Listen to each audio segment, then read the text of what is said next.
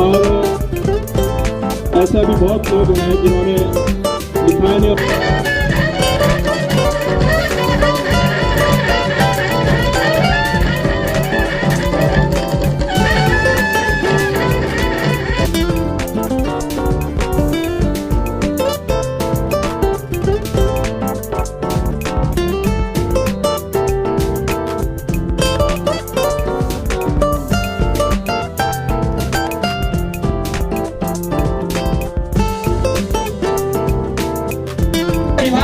शिव परिवार में सांप भी होता है, शेर भी होता है, पक्षी भी होता है, मोर भी है।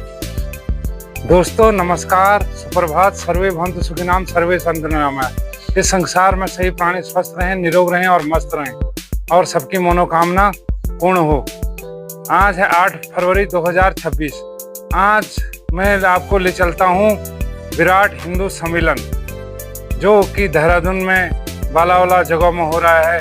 तो बने रहे मेरे साथ, लिए चलता हूँ मैं आपको विराट हिंदू सम्मेलन।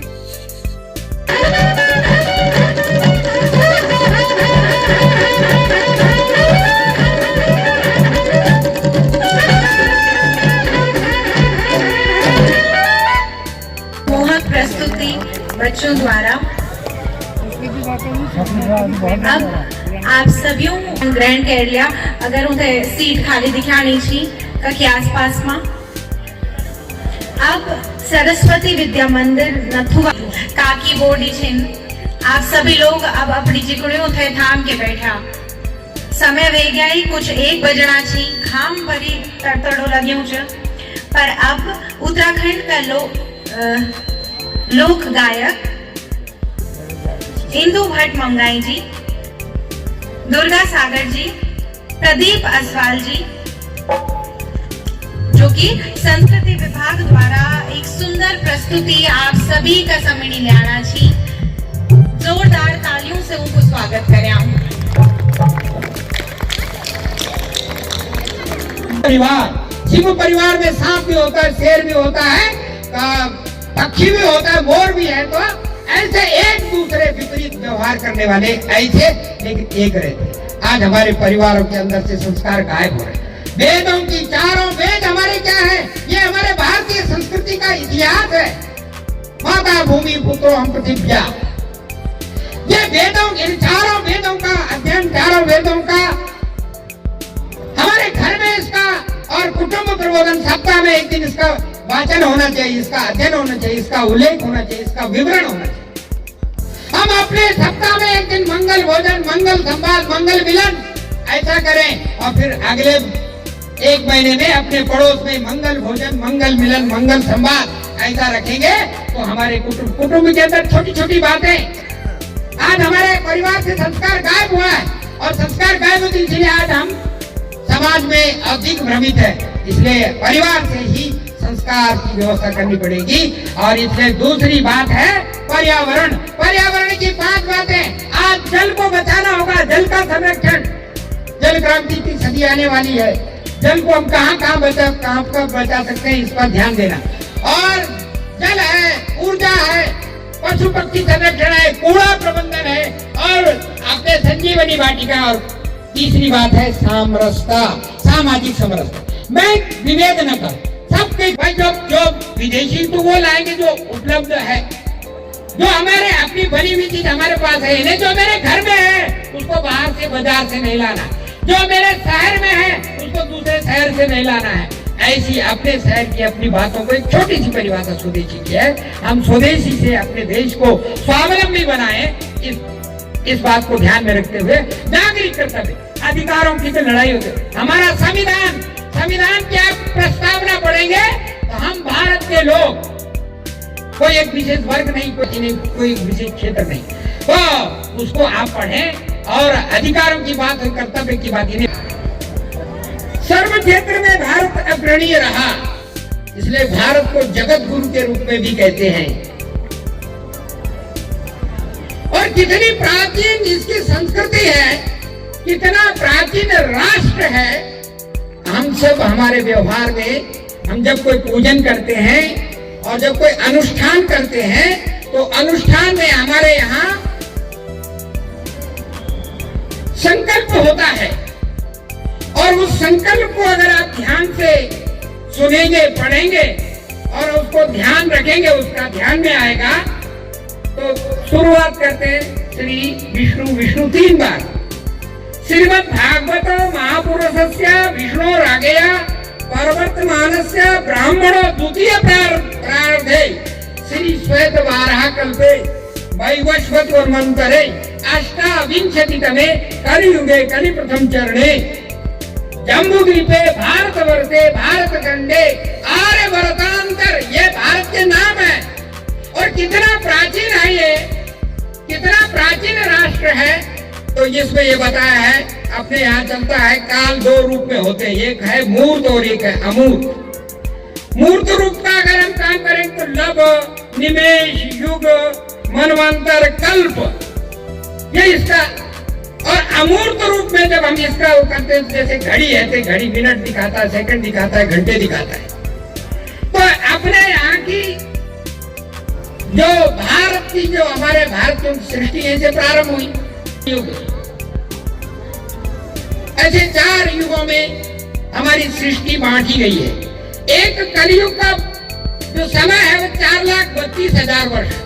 अगर हम इसको दूना करते हैं तो यह द्वापर युग बनता है, और अगर 4,32,000 वर्ष को द्विगुना करते हैं तो यह त्रेता युग बनता है, और 4 लाख अगर 32,000 का 4 से गुना करते हैं तो यह सतयुग बनता है। मेरे लगभग 1 करोड़। अपने यहाँ कहते हैं कि कल्प से छोटा मनवंतर, मनवंतर से छोटा युग, युग से छोटा संवत्सर। और इतना सूक्ष्म इतिहास, इतना सूक्ष्म सांस्कृतिक धरोहर ये हमारे राष्ट्र का है। इसलिए हम कहते हैं हमारा राष्ट्र गौरवशाली राष्ट्र था। जिस देवली राम जी का रूप में, वैभव नैथानी लक्ष्मण जी का रूप में, और आराध्या नेगी सीता जी का रूप में जोरदार तालियों बटियों का स्वागत करें।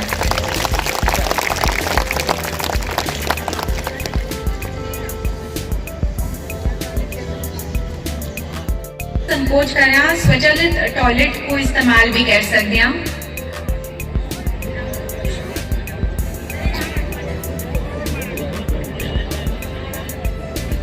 स्वचालित टॉयलेट दुया तरफ च, दाया तरफ भी और बाया तरफ भी। पुनः मैं आप लोगों से अनुरोध करूँ छूं कि घामा की ईद का तड़तड़ी तड़ाक में प्लीज आप सभी लोग कुर्सियों में बैठ जाएला तो बहुत बढ़िया होलो। सभी लोग जब कभी लोग पैदल खड़ा हुआ छे, उसे मारो सादर अनुरोध कुर्सियों में बैठ जावा। जो चरित्र रहे हमारे राम, कृष्ण, अन्य अन्य ऐसे। आज राष्ट्रीय स्वयं सेवक संघ ने अपनी स्थापना के 100 वर्ष पूर्ण कर लिए हैं। संघ की स्थापना पूजनीय डॉक्टर केशव बलिराम हेडगेवार जी ने विक्रम संवत 1982 की विजयदशमी को नागपुर महाराष्ट्र में की थी। राष्ट्रीय स्वयं सेवक संघ का राष्ट्र की निर्माण में बहुत अभूतपूर्व योगदान है। संघ की शाखाओं का एक ग्रंथ प्राय बोला जाता है, सेवा है यज्ञ कुंड, सविदा बन हम चलें, ध्येय महासागर में सरित रूप में हम मिलें।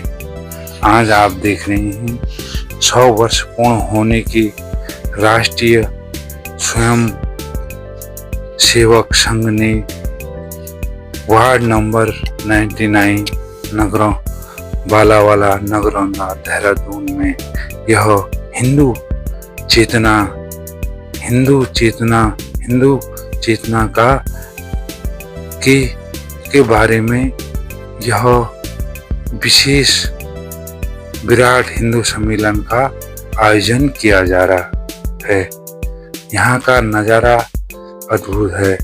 यहाँ की जो बालावाला नगरौंदा की और देहरादून में स्कूल के बच्चों ने इस वर्षगांठ पर एक अपना अच्छा योगदान दिया है, उसे हम बयान नहीं कर सकते, क्योंकि उन्होंने इतना अच्छा अपना एक कार्यक्रम किए हैं। किसी ने जैसे गुरु गोविंद जी के 3 प्याले का आप देख रहे हैं, किसी ने माँ के 9 रूपों का वर्णन किया है, और किसी ने हमारे सेना की वीर गाथाओं का वर्णन किया है। क्योंकि सेना और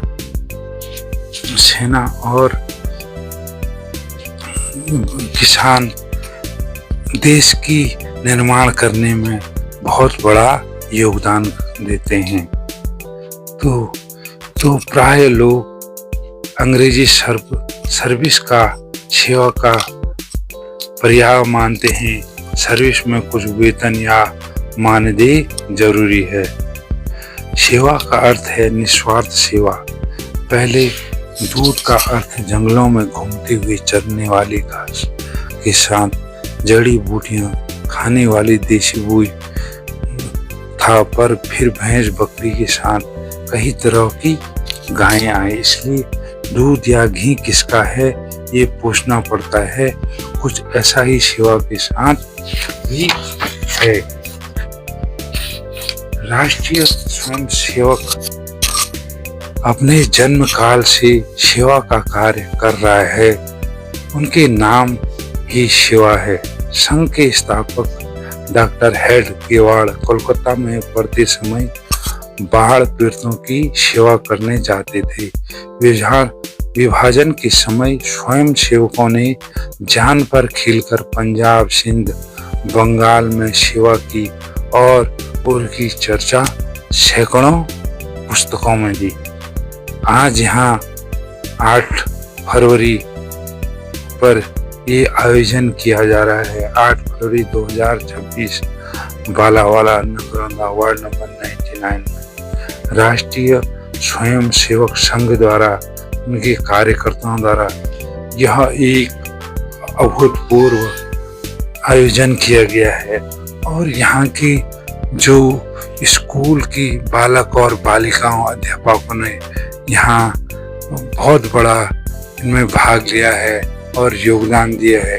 किसी ने माँ के 9 रूपों के बारे में बताया है, किसी ने कारगिल में जो शहीद हैं और हमारे जो जवानों की वीर गाथा के बारे में बताया है, किसी ने हमने हमारी धरोहर, हमारी संस्कृति और हमारी पहचान के बारे में बताया गया है। और अभी आप जो देख रहे हैं ये कारगिल में जो जवान शहीद हुए थे उनको एक श्रद्धांजलि दी गई है। और इसलिए राष्ट्रीय स्वयं सेवक संघ देश के निर्माण में अपना बहुत योगदान है।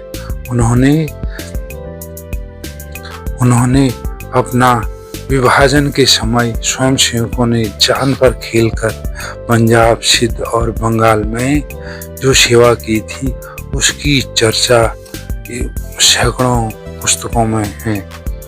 राष्ट्रीय स्वयं सेवक संघ का स्थायी स्वभाव है कि कहीं भी बाढ़, तूफान, भूकंप, अतिवृष्टि, अनावृष्टि या लड़ाई, आपातकाल आदि का प्रकोप या हो तो स्वयं सेवक सेवा में लग जाते हैं।